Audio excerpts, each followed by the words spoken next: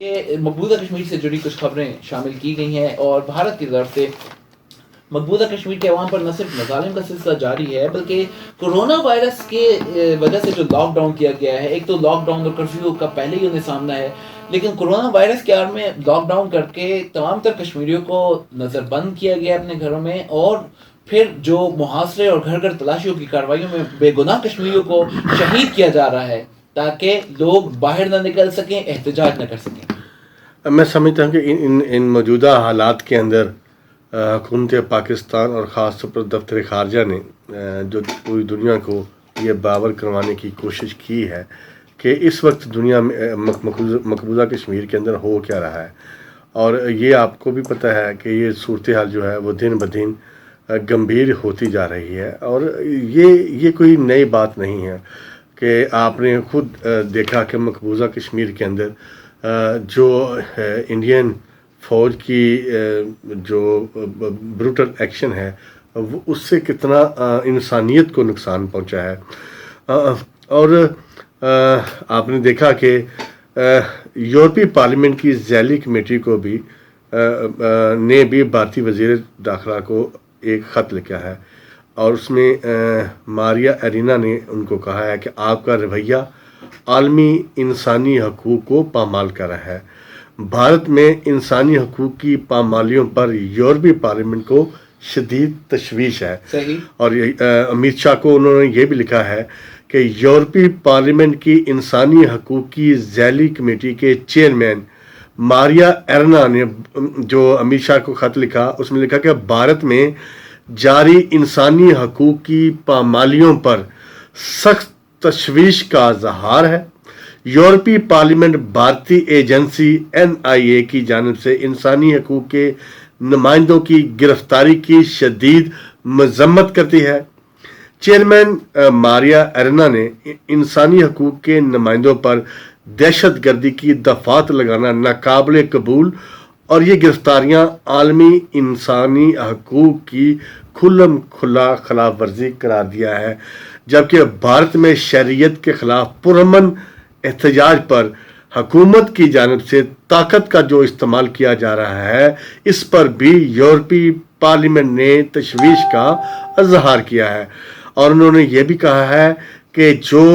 پرامن احتجاج ہے اس کے خلاف طاقت کا استعمال ناقابل قبول ہے، اور انسانی حقوق کے کارکنوں صفورہ زرگر،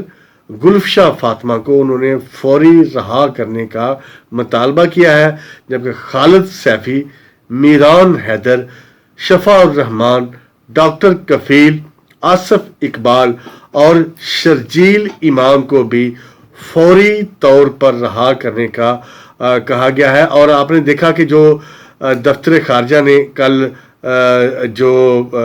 ایک اہم بیان بھی جاری کیا، اور دفتر خارجہ نے کیا کہا؟ انہوں نے کہا کہ بھارت کی طرف سے جاسوسی کی جو مسلسل کوششیں ہیں ان کو ہم ناکام بنا رہے ہیں، اور دوبارہ جو ڈرون طیارہ تھا ان کا مار گرایا گیا ہے۔ بھارتی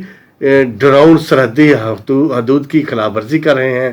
اور بھارت مسلسل اس پر ہزیمت اٹھا رہا ہے، یہ ہمارے وزیر خارجہ کا کہنا ہے۔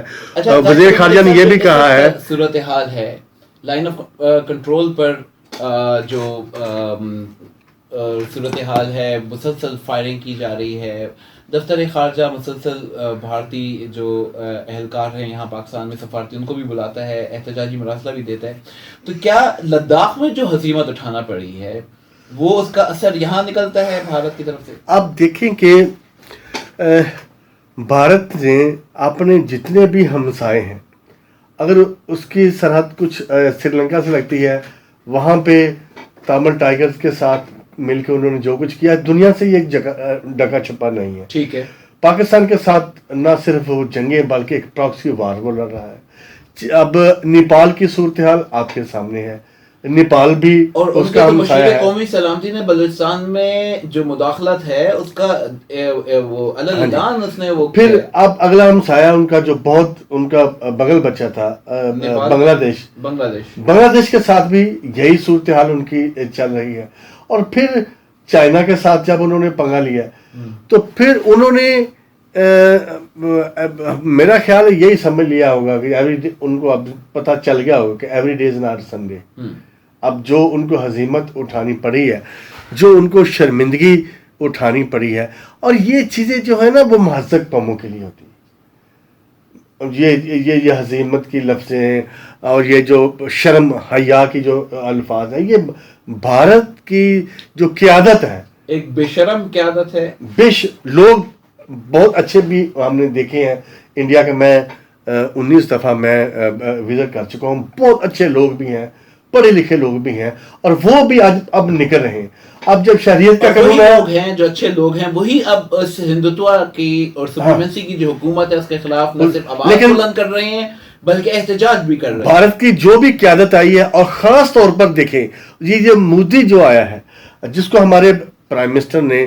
پوری دنیا کے اندر نہ صرف ہٹلر ثانی کہا ہے، جی، اس کو میرا مطلب ہے کہ فاشسٹ کہا ہے، اس کو برٹل ایکشن کو پوری دنیا کے سامنے ہماری حکومت نے اجاگر کیا، بتایا ہے، ننگا کیا ان کو ایک قسم کا کہ کیا یہ انسانیت ہے. اور پھر دنیا کو خود سوچنا چاہیے کہ وہ ہو کیا رہا ہے. آپ نے لاک ڈاؤن دیکھا جو 5 اگست کا تھا، وہاں سے لے کے جب آپ آئے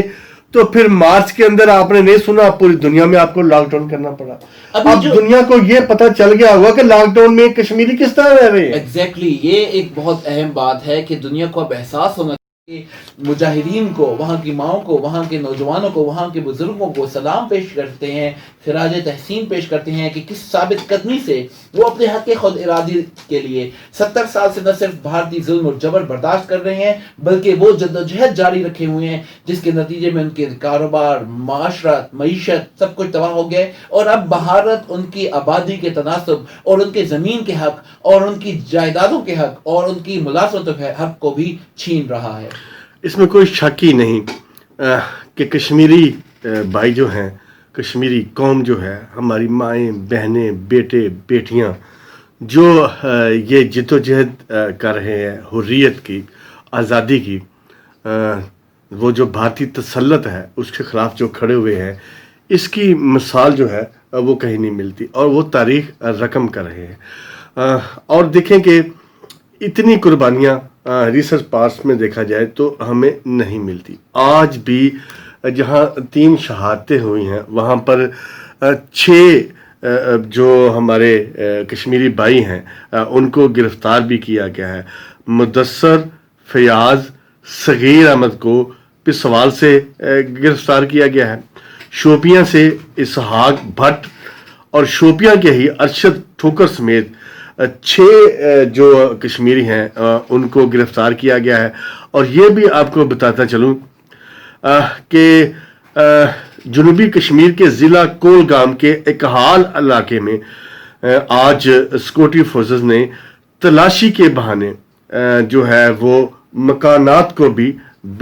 وہ تباہ کیا ہے، اور اس آڑ میں کہ یہ ان کی پناہ گاہیں تھیں. اور اسی طرح اگر دیکھا جائے 18 بٹالین CRPF اور پولیس کی نے جو ایک مشترکہ کارروائی کی تھی اس کے اندر 8 سے 10 جو لوگ ہیں ان کو گرفتار بھی وہاں سے کیا گیا. زاہد صاحب، یہ جو شہریت اور ڈومیسائل کا قانون ہے اس کو 4تھے کنونشن ہے جنیوا کا، اس کے تحت تو کوئی ملک بھی، کوئی بھی قابض ملک، کوئی قابض فوج وہاں کی مقامی آبادی کے تناسب کو تبدیل کسی صورت کر ہی نہیں سکتی. اب دیکھیں کہ ایک ایسے وقت میں جب خود انڈیا جو ہے اقوام متحدہ گیا اور خود سے جا کے اپیل کی، خود سے جنگ بندی کی ریکویسٹ کی اقوام عالم سے، اب اس کے بعد آپ دیکھیں کہ کس طرح گرگٹ کی طرح دنیا نے رنگ بدلا ہے، اور کس طرح بغل میں چھری اور منہ میں رام رام کا مظاہرہ بھارت نے کیا ہے. اور خاص طور پر دیکھا جائے تو موجودہ جو فیشسٹ گورنمنٹ ہے، مودی سرکار، اس نے تو انسانیت کی وہاں پہ توہین کی ہے. کوئی ایک واقعہ نہیں ہے 370 کا ہو، میرا مطلب شہریت کا قانون ہو، پھر اور دیکھیں کہ بابری مسجد کا جس طرح کا واقعہ آیا، جس طرح وہ جو ٹرین حادثے کے اندر شہادتیں ہوئی تھی وہ والا واقعہ آیا، تو وہ ایسے رہا ہے کہ مجھے لگ رہا ہے کہ وہاں پہ شاید بھارت سرکار جو ہے وہ بہت زیادہ آگے چلی گئی ہے اس حوالے سے انسانیت دشمنی میں. بالکل. بھارت